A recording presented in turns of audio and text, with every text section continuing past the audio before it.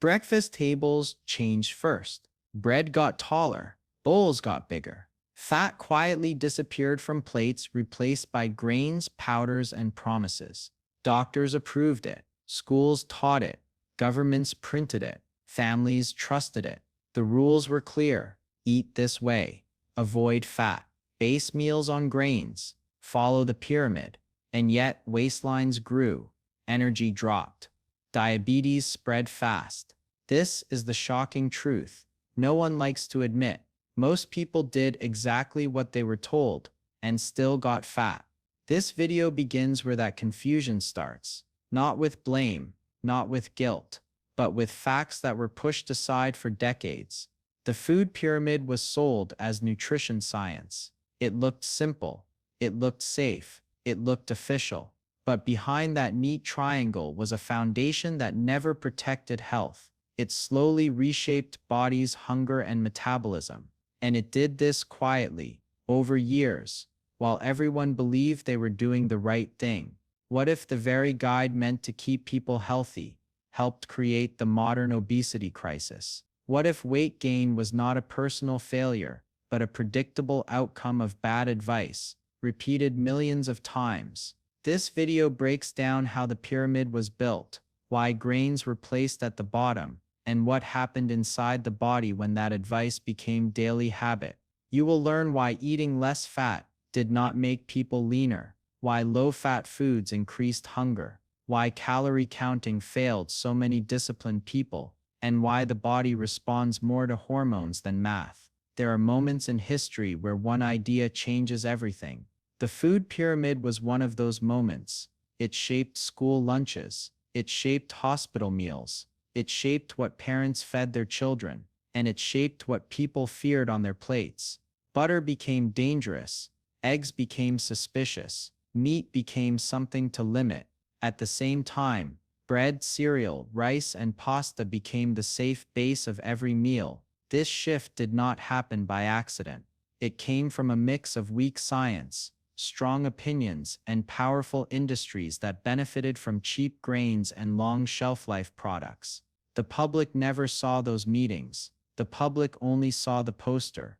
This video exposes the lesser-known consequences of that choice. How insulin quietly became the most important hormone no one talked about. How frequent eating kept fat storage turned on all day.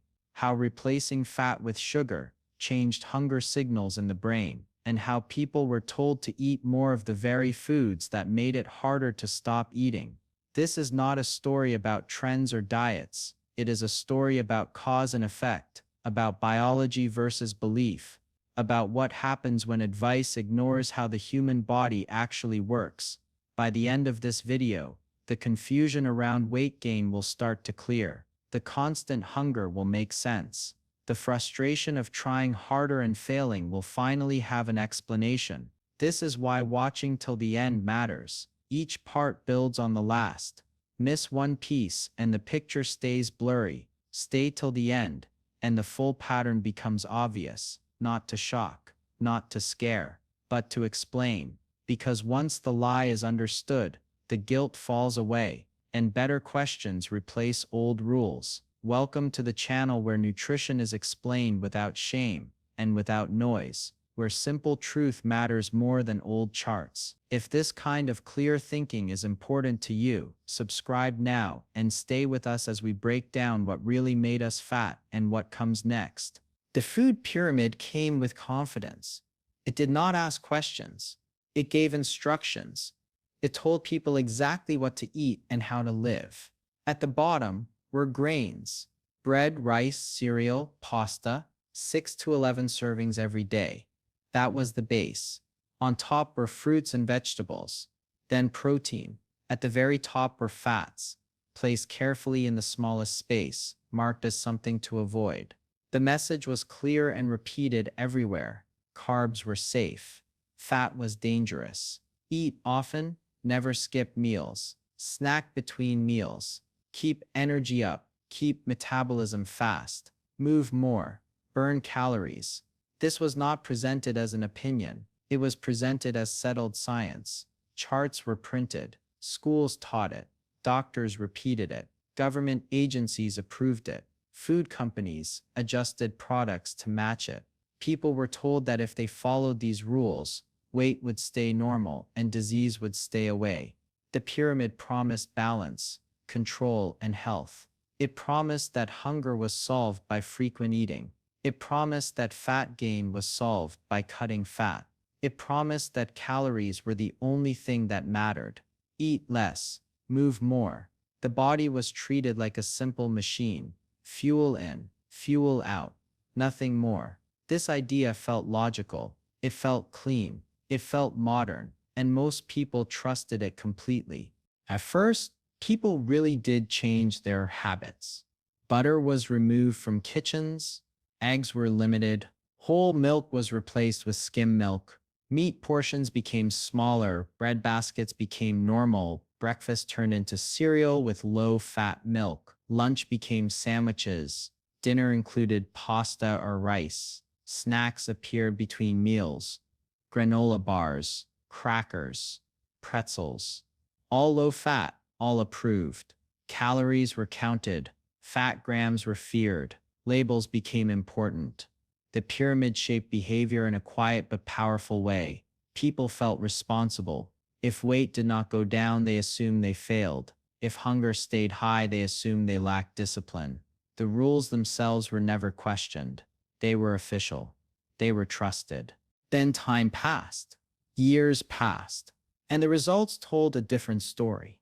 Obesity did not shrink. It exploded. Waistlines grew across every age group. Children gained weight earlier. Adults struggled more each year. Diabetes, once rare, became common. Type 2 diabetes showed up in younger people. Heart disease did not disappear. In many places, it increased. Blood pressure stayed high. Medications increased. Hospitals filled. People followed the rules more than ever. Fat intake dropped sharply. Butter sales fell. Red meat consumption declined. Vegetable oils and grain products rose. Calories from fat went down. Calories from carbohydrates went up. And still weight climbed. This was not happening to a few people. It happened to millions. Entire populations changed shape. Something did not make sense. If fat made people fat, why did cutting fat not fix the problem? If calories were all that mattered, why did people who ate less still gain weight? If eating often boosted metabolism, why did constant snacking lead to constant hunger? These questions were ignored for a long time. The pyramid remained. The advice stayed the same. People were told to try harder, to move more, to eat even less fat. But the outcomes kept getting worse. The biggest issue sat quietly at the bottom of the pyramid. Grains, the foundation of every meal. Bread, rice, pasta, cereals. These foods were described as complex carbohydrates, slow energy, clean fuel. But inside the body, the story was simpler. Most of these foods break down into sugar, quickly, sometimes faster than table sugar itself. White bread raises blood sugar rapidly. Rice does the same. Many breakfast cereals spike sugar levels within minutes. When blood sugar rises, insulin rises. Insulin is not a villain. It is a storage hormone. Its job is to move sugar out of the blood and into cells. When insulin is high, fat burning stops. Fat storage turns on. This is normal biology, but when meals are built on grains, insulin rises again and again all day long. Breakfast raises it. Snacks raise it. Lunch raises it. Afternoon snacks raise it. Dinner raises it. Late snacks raise it again. The body stays in storage mode. Fat becomes locked away. Hunger returns quickly because insulin drops blood sugar after each spike. This creates a cycle. Eat carbs. Sugar rises, insulin rises. Sugar falls. Hunger returns. Eat again. The pyramid encouraged this cycle. It made constant insulin stimulation normal.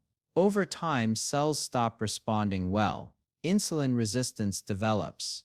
The body produces even more insulin to handle the same amount of sugar. Fat storage increases further. Weight gain becomes easier. weight loss becomes harder. This had nothing to do with willpower. It was chemistry. At the same time, fat was removed from food. Fat had been blamed for heart disease and weight gain, so it had to go. But fat does important things. It slows digestion. It provides long-lasting energy. It supports hormones. It creates fullness. When fat was removed, food lost its staying power.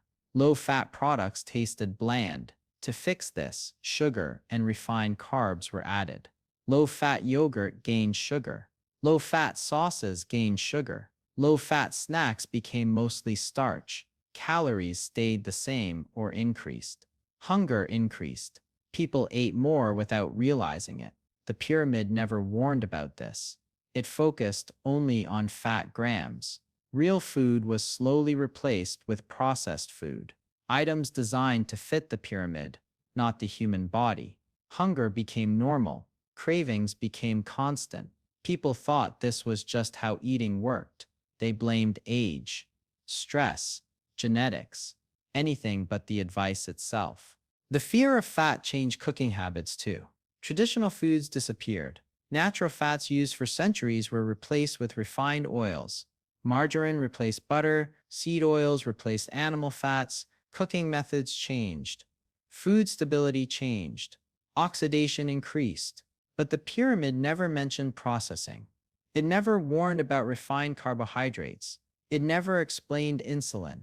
It reduced nutrition to a simple triangle and expected complex biology to obey it. People ate less fat than ever before in history, yet they stored more fat than ever before in history. This contradiction was explained away. Experts said people were lying about intake, or moving less, or lacking discipline. The advice stayed. The pyramid stayed. The problem grew. Eating often was another promise that failed. The idea was simple. Small, frequent meals keep blood sugar stable. They prevent overeating. They keep metabolism high. But in reality, constant eating kept insulin elevated. Fat burning required low insulin, but low insulin was never allowed. The body never accessed stored energy. Hunger increased between meals. Snacks became necessary. The pyramid did not teach people how to rest their metabolism. It taught them how to stimulate it constantly. The result was exhaustion, not efficiency. People felt tired despite eating all day. Weight stayed high despite reduced fat intake. This was not a mystery. It was a predictable outcome of the design. As fat disappeared from meals, satisfaction disappeared too. Meals became bigger but less filling. Plates were full, but hunger returned quickly. This led to overeating without pleasure. Eating became mechanical. Food became fuel, but the fuel burned wrong. The body resisted. Fat storage increased as protection. The pyramid never mentioned hormones. It never mentioned insulin. It never mentioned hunger signals. It assumed humans were simple engines. But humans are not machines. They are biological systems shaped by hormones, feedback loops, and survival mechanisms. This is why the promise of the food pyramid failed. It promised health, but delivered confusion.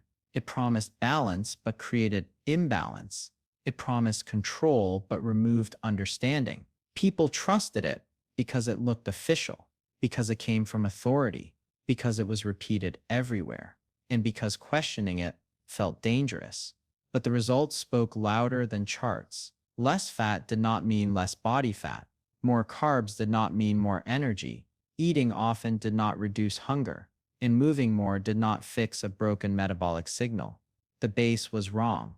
The fear was misplaced, and the body responded exactly as biology predicted, not as the pyramid promised. Calories became the main story because they were easy to count. Numbers feel safe. Numbers feel objective.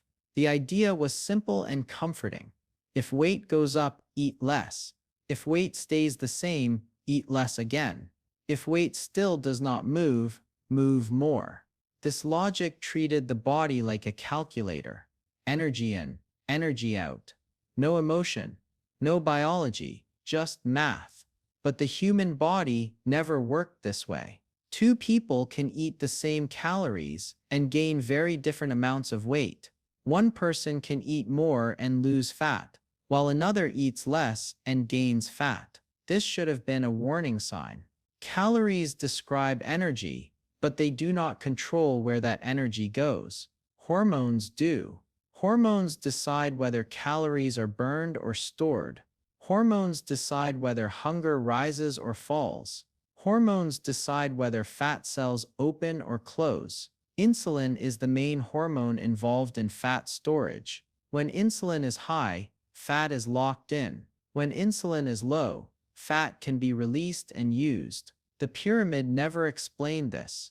It told people to fear calories, but ignore insulin. It told people to eat foods that raise insulin all day long. It told people to snack constantly, keeping insulin elevated from morning to night.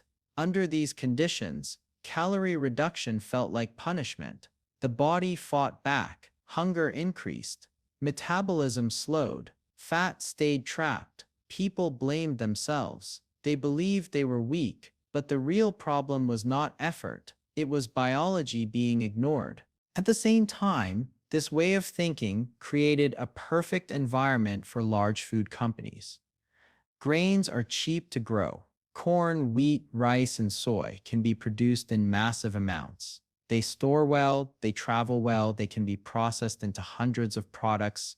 When the pyramid placed grains at the base, it gave these products official approval. Bread, cereal, pasta, crackers, snack bars, and low-fat packaged foods became staples. Shelf life meant profit. Processing meant branding. Low-fat labels meant health claims. The pyramid did not just shape diets. It shaped supermarkets. It shaped advertising.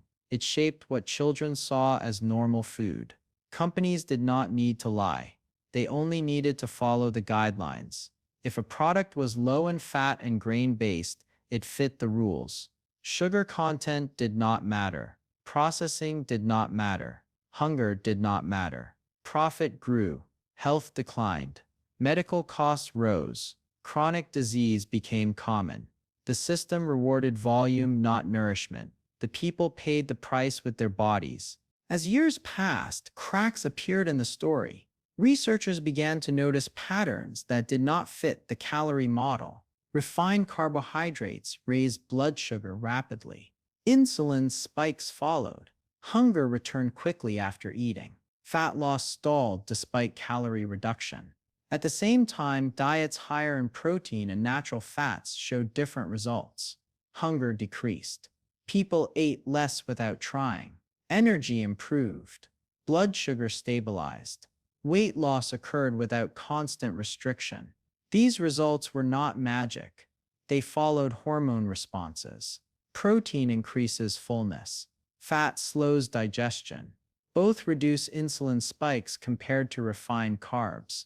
Real food behaved differently than processed food, even at the same calorie level. This challenged the pyramid at its core. The foundation of grains looked less protective and more problematic. The fear of fat looked misplaced. The focus on calories looked incomplete. More evidence accumulated. Populations eating traditional diets with natural fats did not suffer from modern obesity rates until refined carbohydrates entered the picture. Replacing fat with sugar worsened health markers. Removing snacks improved insulin sensitivity. Eating fewer meals reduced hunger over time. The pyramid did not age well because it was built on assumptions, not long-term outcomes. It simplified nutrition to fit a chart, not reality. It ignored how the body adapts. It ignored how hormones respond to food type, timing, and processing. This is why the rise in obesity was never about laziness. People did not suddenly lose discipline across generations. It was never about willpower disappearing overnight. It was about advice that sounded logical but conflicted with biology. A system that rewarded cheap calories over nourishment. A foundation built on grains that pushed insulin high all day. A fear of fat that removed satisfaction from meals. A calorie model that ignored hormones. When people followed the rules, they gained weight. When they failed, they were blamed. The system stayed intact because it was official, profitable, and familiar. But the human body kept sending signals that something was wrong. Hunger, fatigue, weight gain, disease. These were not personal failures. They were predictable outcomes of a broken foundation that treated food as numbers and people as machines, while ignoring the hormonal reality that actually controls fat, hunger, and health. The truth is simple and uncomfortable. The food pyramid did not fail because people were careless. It failed because it was built on the wrong ideas. It told you to fear the wrong foods and trust the wrong foundation. It taught you to blame yourself when the results did not match the promise. But your body was never broken. Your willpower was never the problem. You followed the rules that were given. The rules were wrong. Once that is clear, the guilt loses its power. Weight gain stops looking like a personal flaw and starts looking like a predictable outcome.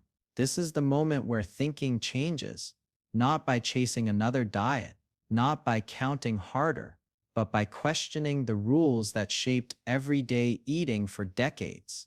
When advice creates hunger instead of satisfaction, illness instead of health, and confusion instead of clarity, it deserves to be challenged. And that is where this story continues.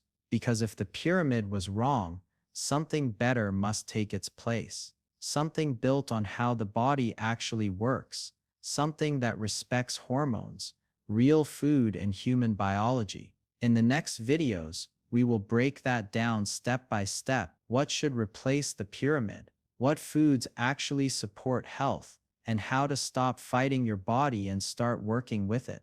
If this changed the way you see food, let us know in the comments. Your question might shape the next video. Subscribe to the channel so you don't miss what comes next. Like this video if it helped you see the bigger picture, and share it with someone who has been blaming themselves for years when the real problem was never them.